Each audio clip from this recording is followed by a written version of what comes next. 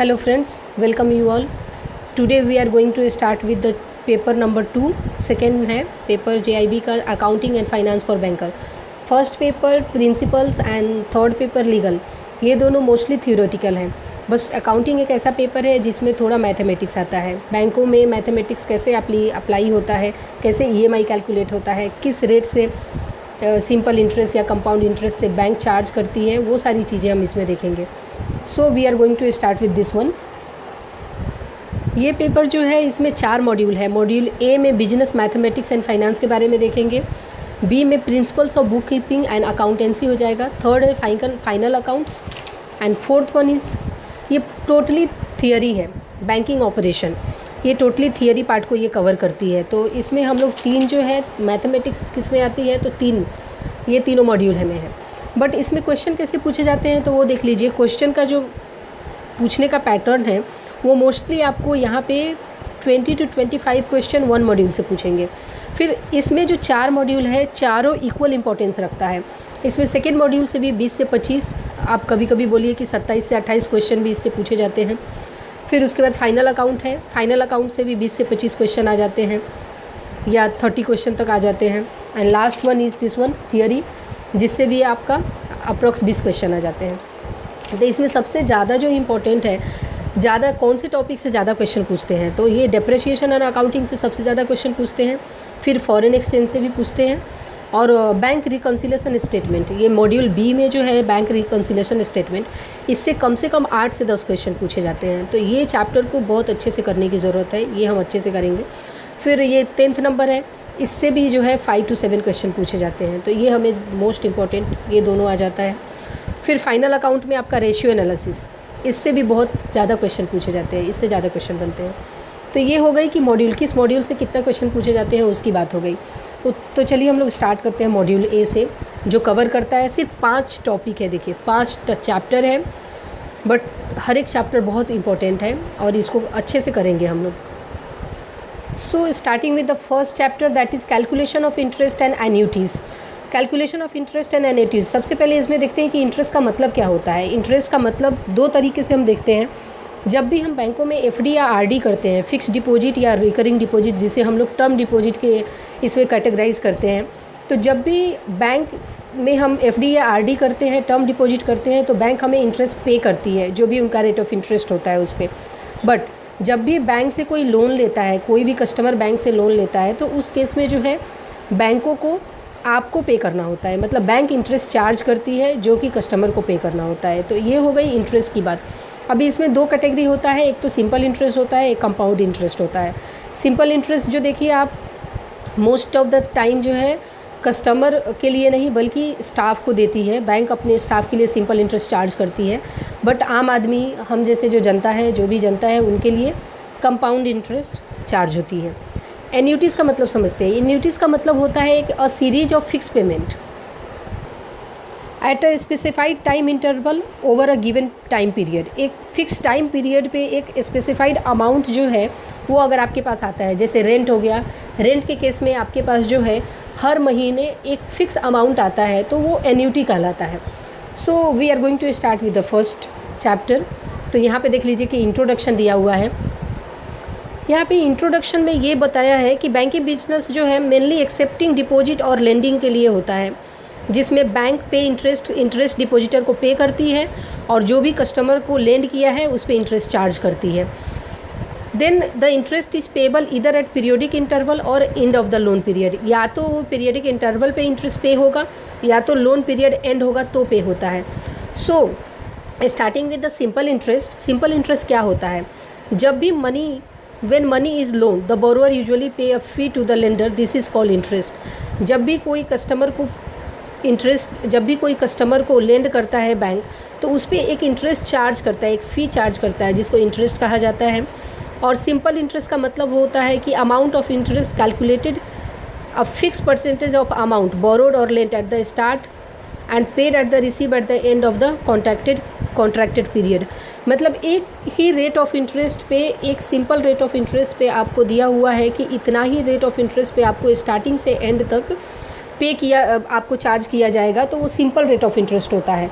जो भी आपका प्रिंसिपल अमाउंट है उस पे ही आपको इंटरेस्ट पे चार्ज किया जाएगा, तो वो सिंपल के केस में आता है। बट कंपाउंड के केस में क्या आता है कि जब भी इंटरेस्ट के ऊपर भी इंटरेस्ट लगता है, क्यूमुलेटिव होते जाता है, तो वो कंपाउंड इंटरेस्ट हो जाता है। तो यहाँ पे सिंपल इंटरेस्ट का आपको फॉर्मूला दिया है, interest equal to PRT, principal, R मतलब रेट एंड T मतलब टाइम। PRT इसका फॉर्मूला है। P का मतलब हो गया प्रिंसिपल, जो भी अमाउंट आप पे कर, जो भी लोन दे रहे हैं, क्रेडिट कर रही है बैंक को, P हो गया। R किस रेट ऑफ इंटरेस्ट पे आप उस अमाउंट लोन से आप इंटरेस्ट ले रहे हैं, वो R हो गया। R यहाँ पे रेट जो है हमेशा डिवाइडेड बाई 100 होता है, और टाइम जो है वो किस ड्यूरेशन के लिए दे रहे हैं। हम लोग यहाँ पे एक एग्जांपल से समझते हैं कि एक स्टूडेंट ने एक कंप्यूटर परचेज किया सिंपल इंटरेस्ट के लोन लेके, 1500 का उसने अमाउंट लोन लिया और 12% per annum simple interest charge हुआ।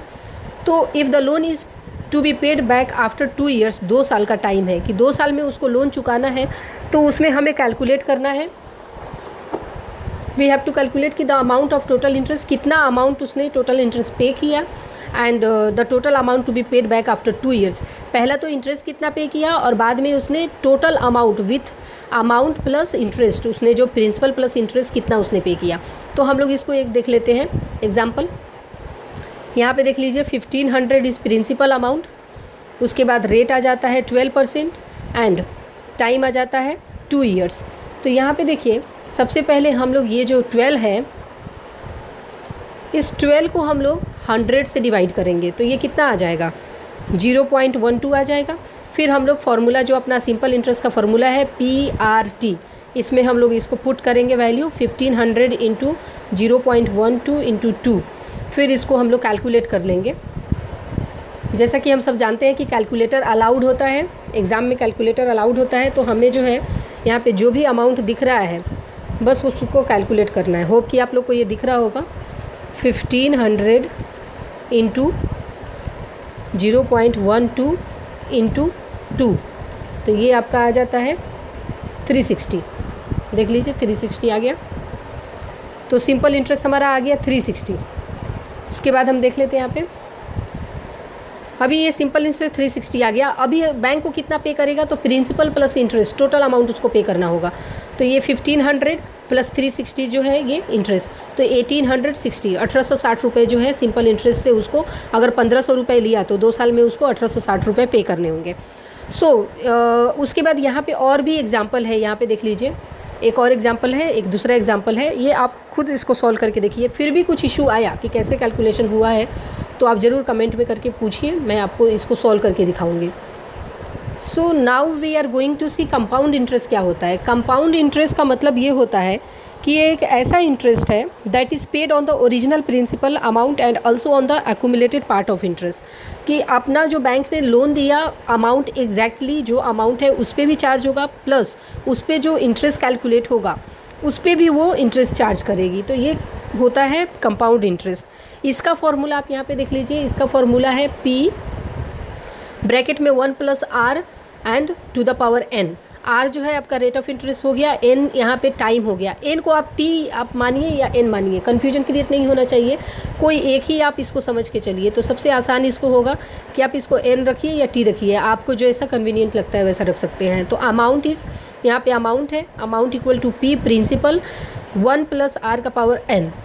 तो चलिए इसका हम लोग एक एग्जांपल देख लेते हैं। एग्जांपल देखने से पहले हम लोग इसका ये देख लेते हैं कि एनुअली, हाफ ईयरली, क्वार्टरली और मंथली, ये चारों भाग में इसको हम लोग डिवाइड करते हैं। तो सबसे पहला तो है कि एनुअली, जब एनुअल रहेगा तो इसको हम लोग यहाँ पे P 1 + R/n, और एनुअल है मतलब 1 साल, 1 ईयर, 1 ईयर तो 1 से मल्टीप्लाई, या यहाँ टाइम पे 1 से मल्टीप्लाई, तो कुछ फ़र्क नहीं पड़ता।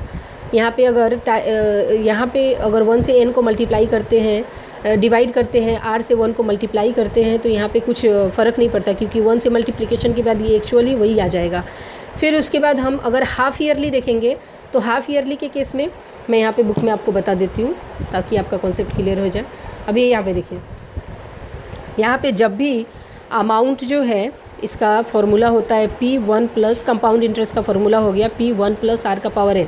तो यहाँ पे जब भी ईयरली होगा, ईयरली या एनुअली, ईयरली या एनुअली, इसके केस में आपका जो है रेट यहाँ पे r डिवाइड बाई 1 करने की ज़रूरत नहीं है, ये r ऐसे ही रह जाएगा और n भी आपका p1 प्लस r का power r by 100 into n।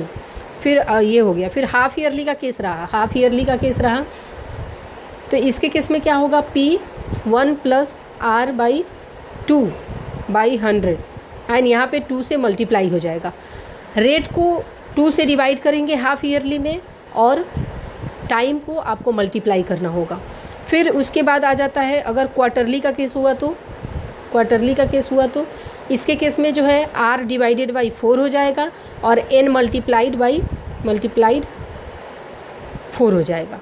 फिर उसके बाद अगर मंथली का केस हुआ तो मंथली के केस में r को आप डिवाइड करेंगे 12 से और n को मल्टीप्लाई करेंगे आप 12 से, तो ये मंथली का केस हो जाता है।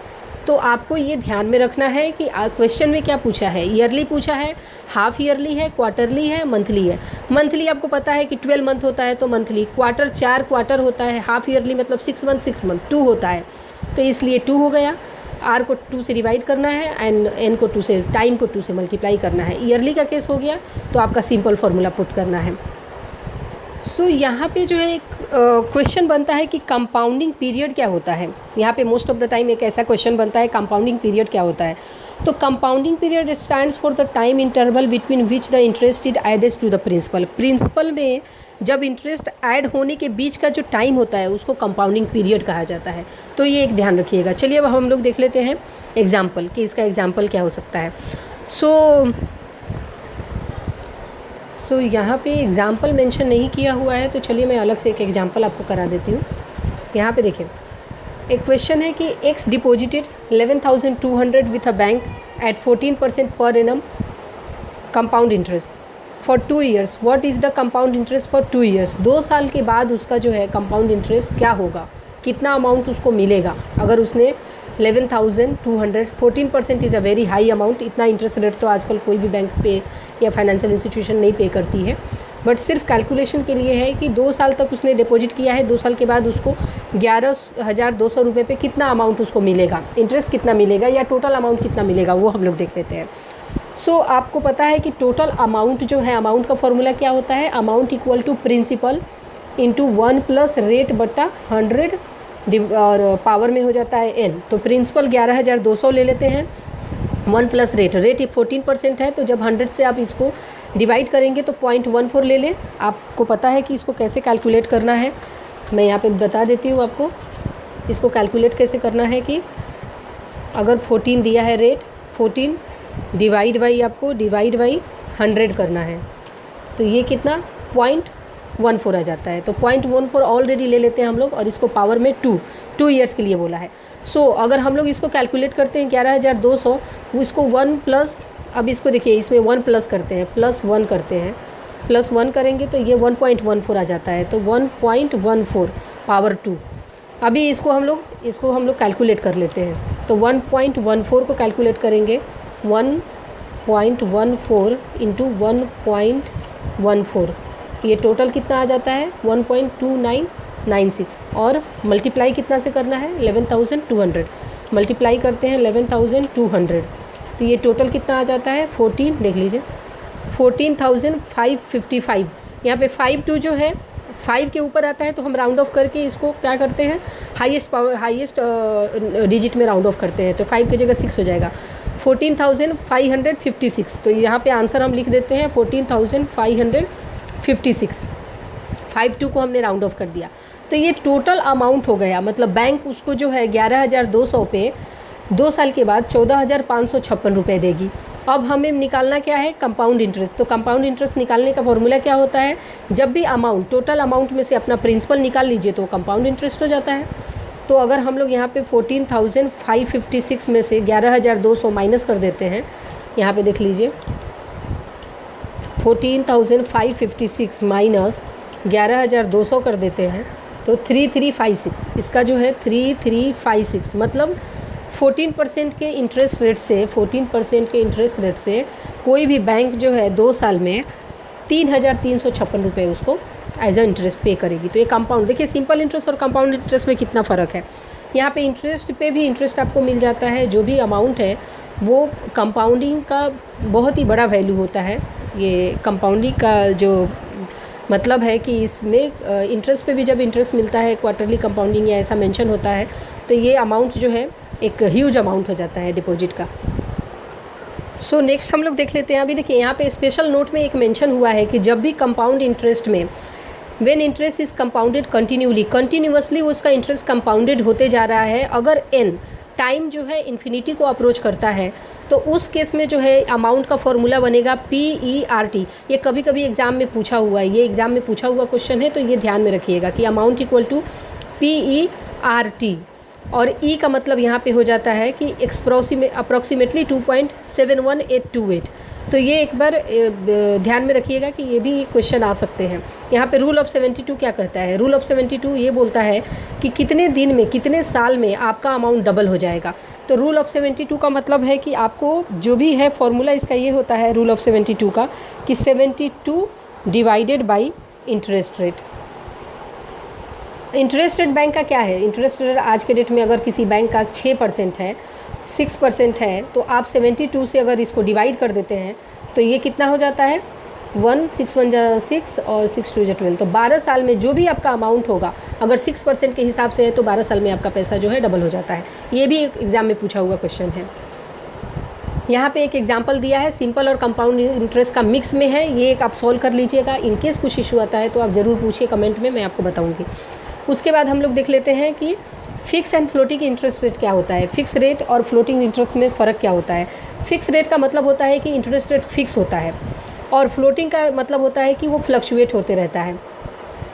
सपोज फिक्स रेट से आपने होम लोन लिया है, तो स्टार्टिंग से एंड तक till the last due of your EMI, आप लास्ट जो EMI पे करेंगे तब तक आपका इंटरेस्ट रेट जो है फिक्स रहेगा, वो चेंज नहीं होगा। बट यहाँ पे फ्लोटिंग रेट के केस में क्या होता है? एक बेंचमार्क रेट होता है। मोस्टली यहाँ पे मिबोर होता है, Mumbai inter bank offered rate, और इंटरनेशनली लिबोर होता है, London inter bank offer rate.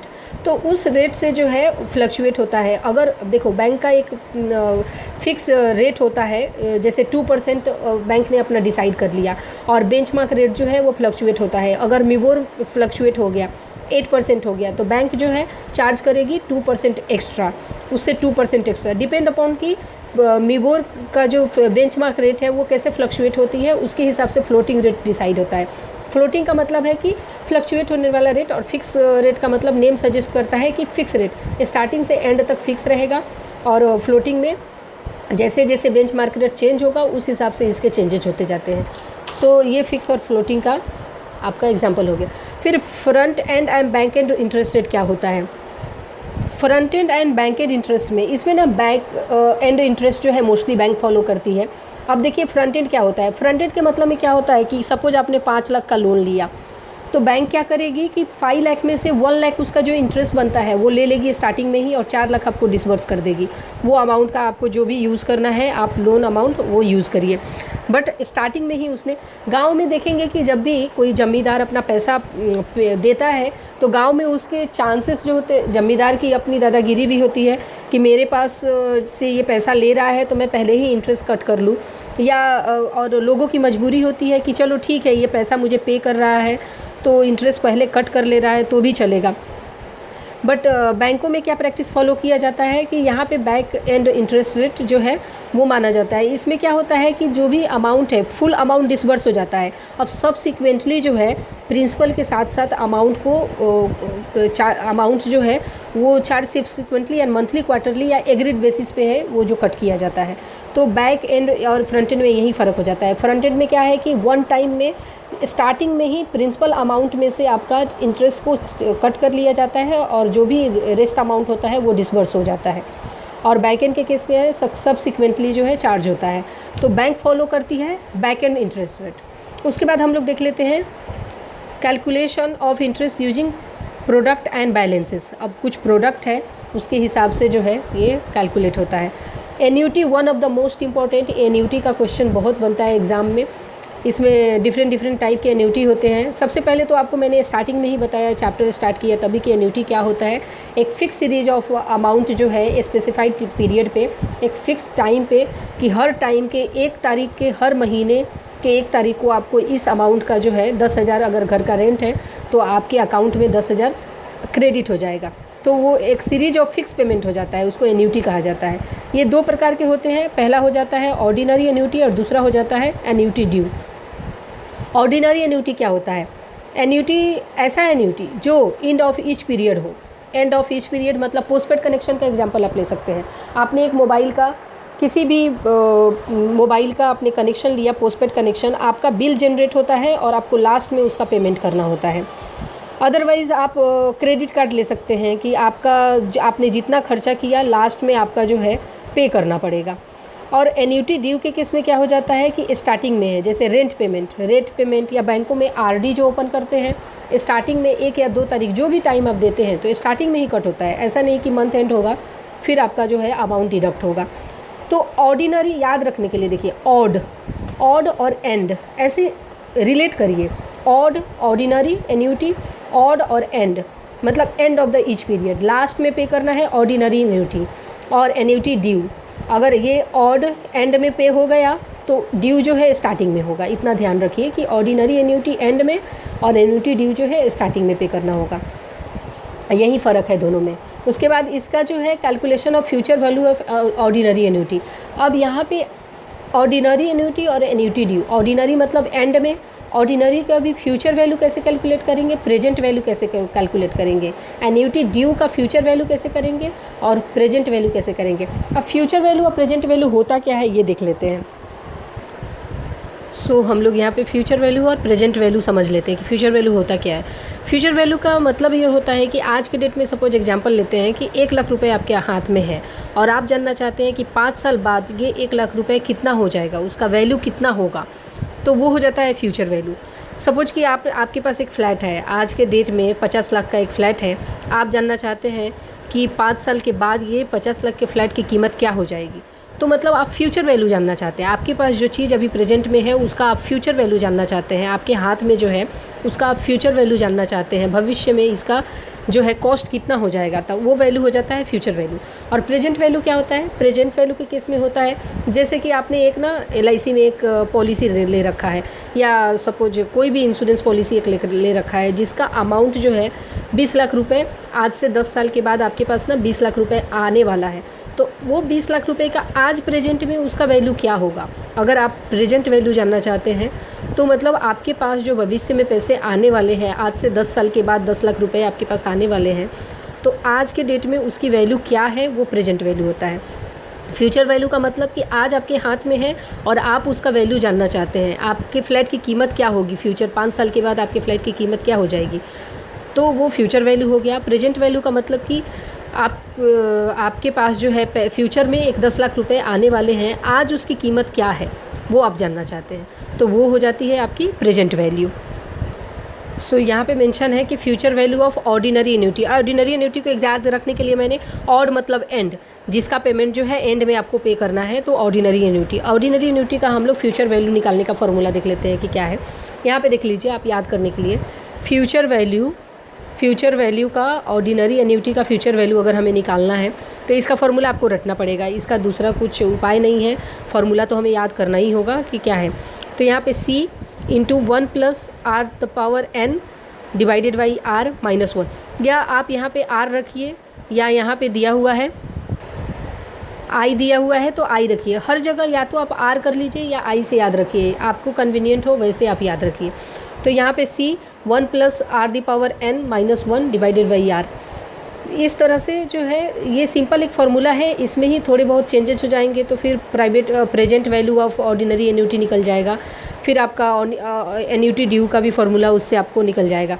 तो यहाँ पे एक मेंशन है, एक फार्मूला दिया हुआ है कि 1000 रुपीज़ है, उसका फ्यूचर वैल्यू जो है आपको निकालना है। ऑर्डिनरी मतलब एंड में, हर महीने के एंड में आप 1000 रुपीज़ पे करते हैं, तो उसका जो है फ्यूचर वैल्यू कितना होगा। तो इसको बस सिंपल सा फार्मूला पुट करना है, इस पे जो रेट ऑफ इंटरेस्ट वो 5% है, उसके हिसाब से आपको फार्मूला पुट करना है और ये कैलकुलेशन करके आपको ये आंसर आ जाएगा। वैसे ही प्रेजेंट वैल्यू सिर्फ फार्मूला याद करना ज़्यादा इंपॉर्टेंट है, बाकी एग्ज़ाम में जो क्वेश्चन दिए होते हैं उसमें ये मेंशन नहीं होता है कि ये ऑर्डिनरी एन्यूटी है कि एन्यूटी ड्यू है, वो तो हमें खुद ही पढ़ के समझना होता है कि एंड में पेमेंट हो रहा है कि स्टार्टिंग में हो रहा है। अगर एंड में हो रहा है तो ऑर्डिनरी, स्टार्टिंग में पेमेंट हो रहा है तो एन्युटी ड्यू। तो ये ध्यान रखना है और फॉर्मूला ध्यान रखना है। ये जो है कंपाउंड इंटरेस्ट के फार्मूला से मिलता जुलता है। यहाँ पे आप कंपाउंड इंटरेस्ट का फार्मूला देखिए कि amount equal to P1 + R to power n। वैसे ही यहाँ पे देखिए C × 1 + R का पावर n। यहाँ पे इतना ही है, जो ये फार्मूला है उतना आपको ध्यान रखना है। इसमें ही बस जब future value of ordinary annuity कहता है तो यहाँ पे -1 और डिवाइडेड बाई R हो जाता है। यहाँ पे जब प्रेजेंट वैल्यू का देखते हैं तो वही फार्मूला है, यही फार्मूला है। यहाँ पे जो फ्यूचर वैल्यू का फार्मूला है सेम फार्मूला है, C × 1 का पावर R 1 + R का power n - 1 divided by R, और सिर्फ जो 1 + R का पावर n है वही नीचे डिवाइड में आ जाता है। तो ये भी ध्यान रखना है। उसके बाद सेम एग्जांपल है, यहाँ पे प्रेजेंट वैल्यू निकालने के लिए बस फार्मूला में पुट कर दिया है 1000 5% के रेट ऑफ इंटरेस्ट से 5 ईयर्स के लिए, और यहाँ पे जो है आंसर आपका कैलकुलेट होकर आ जाता है। उसके बाद हम देखते हैं future value of annuity due. Annuity due मतलब स्टार्टिंग में जो भी पेमेंट हो रहे हैं उसका जो है फ्यूचर वैल्यू हमको कैलकुलेट करना है।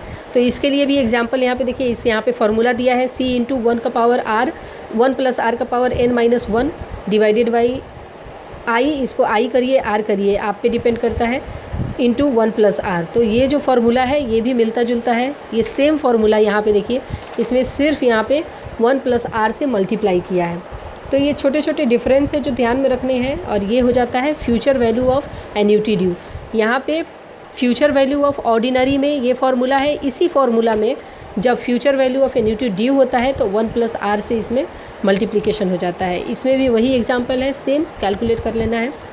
फिर यहाँ पे जो आ जाता है आपका present value of annuity due.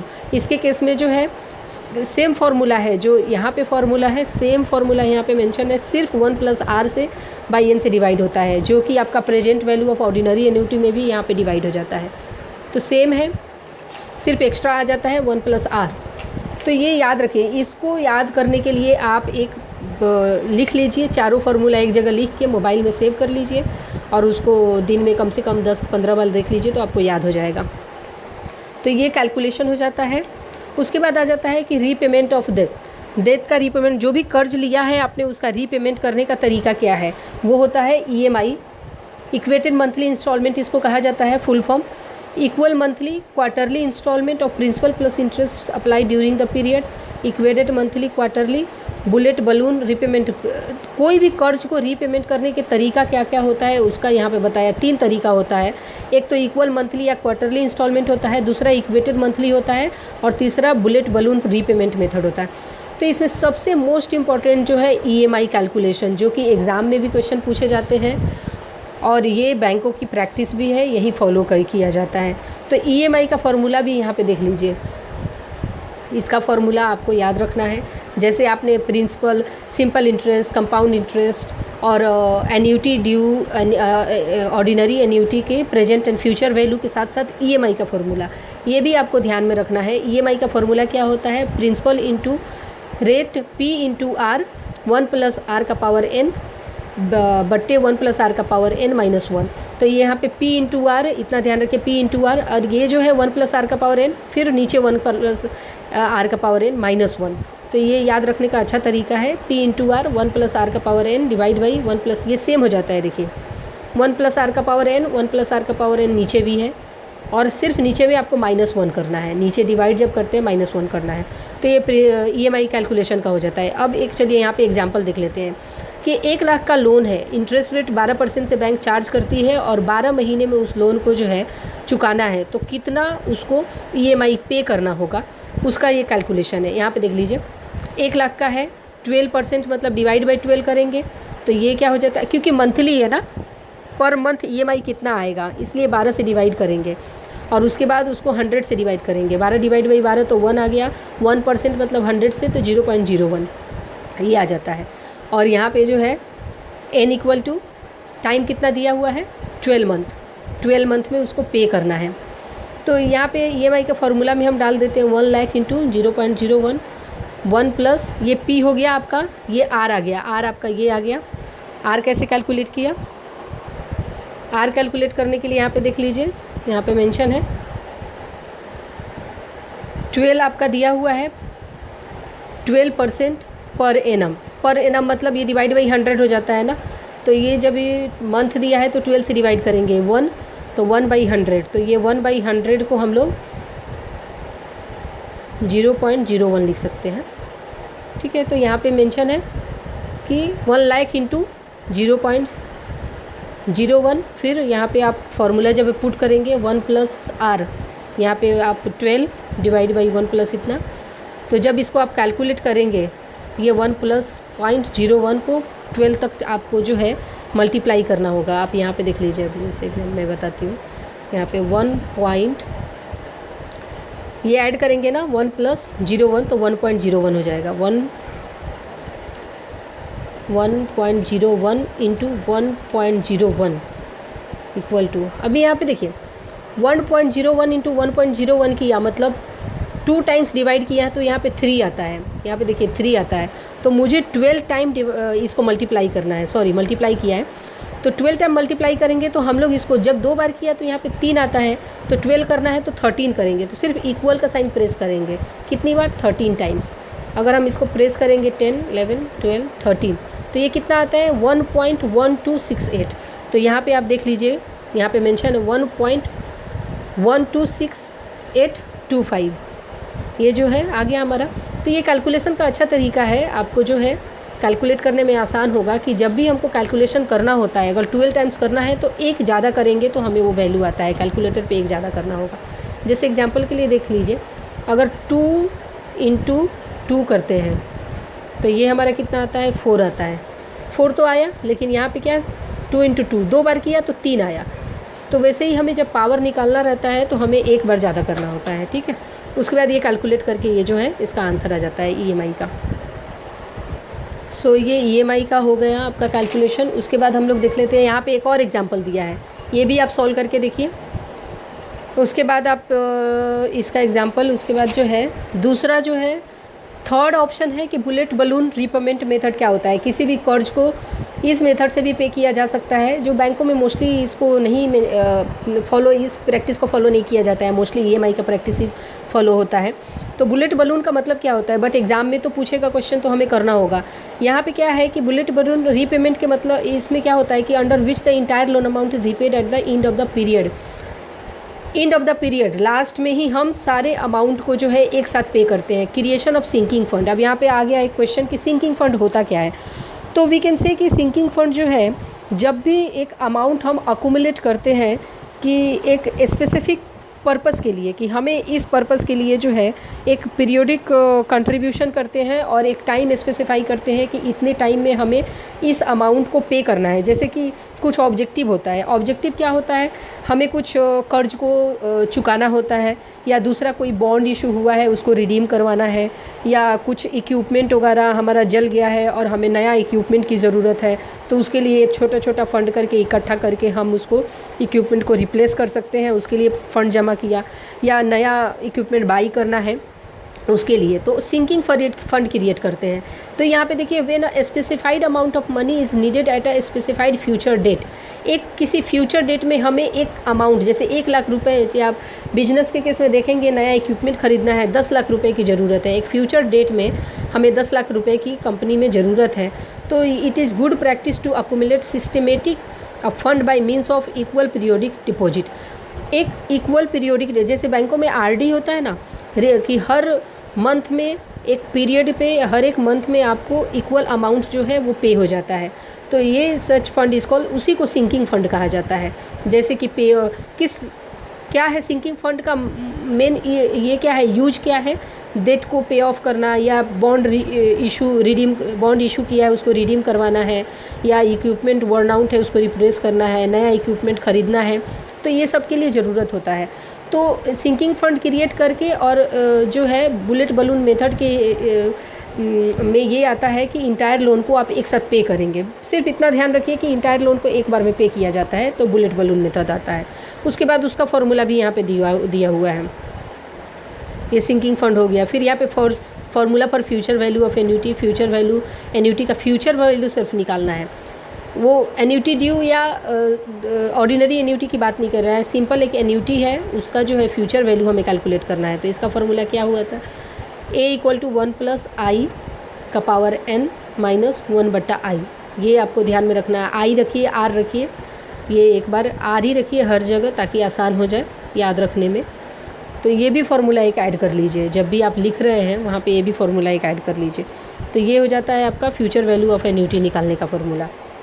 सो इस तरह से जो है आप इसको सिंपल सा दिया है कि एन्युटी ग्रो इज 17,000 5 साल के लिए है।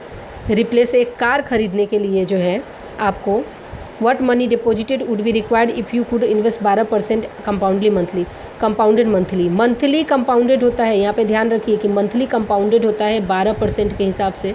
तो 5 साल में आपका जो अमाउंट है 17,000 ग्रो होके कितना हो जाएगा।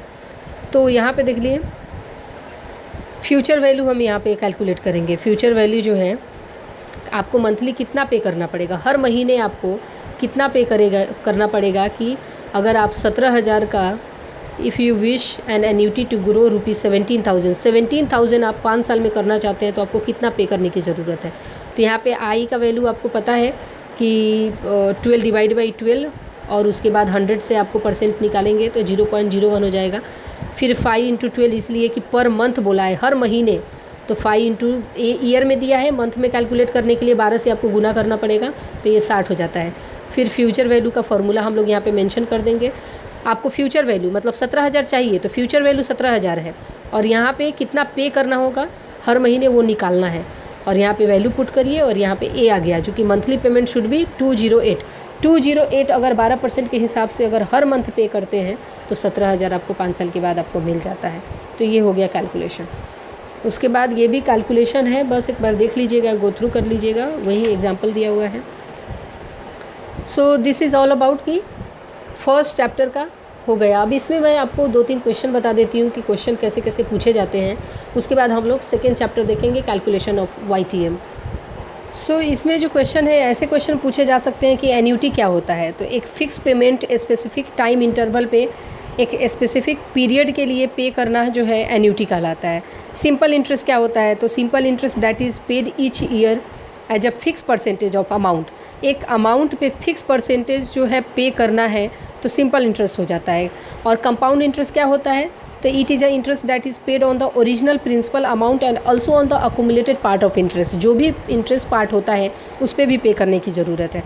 उसके बाद कंपाउंडिंग पीरियड क्या होता है, तो कंपाउंडिंग पीरियड जो ऐसा पीरियड है जब इंटरेस्ट प्रिंसिपल में इंटरेस्ट ऐड होने के बीच के पीरियड को कंपाउंडिंग पीरियड कहते हैं। उसके बाद रूल ऑफ 72 क्या होता है, तो रूल ऑफ 72 ये बोलता है कि कितने दिन में मेरा पैसा डबल हो जाएगा। 72 से जब भी इंटरेस्ट रेट से हम डिवाइड करेंगे 72 को तो जो भी आएगा, जैसे कि 72 डिवाइडेड बाई 6, अगर कोई भी बैंक 6% का रेट ऑफ इंटरेस्ट दे रही है, 6 से 72 को डिवाइड कर दिया तो उसका आ जाता है 12। तो 12 साल में हमारा जो है पैसा डबल हो जाएगा। फिर पूछ सकता है कि ऑर्डिनरी एन्युटी क्या है या एन्युटी ड्यू क्या है। तो ये इस टाइप के क्वेश्चन जो है, या सिंकिंग फंड क्या है, सिंकिंग फंड बनाने की ऑब्जेक्टिव क्या है, तो उसकी ऑब्जेक्टिव है कि कुछ डेट को हमें पे ऑफ करना है या बॉन्ड इशू किया है उसको रिड्यूम करना है, अदरवाइज कुछ नया इक्विपमेंट ख़रीदना है। तो ये सारी टाइप के जो है क्वेश्चन पूछे जा सकते हैं इस चैप्टर से। So keep practicing and thank you so much for watching this video.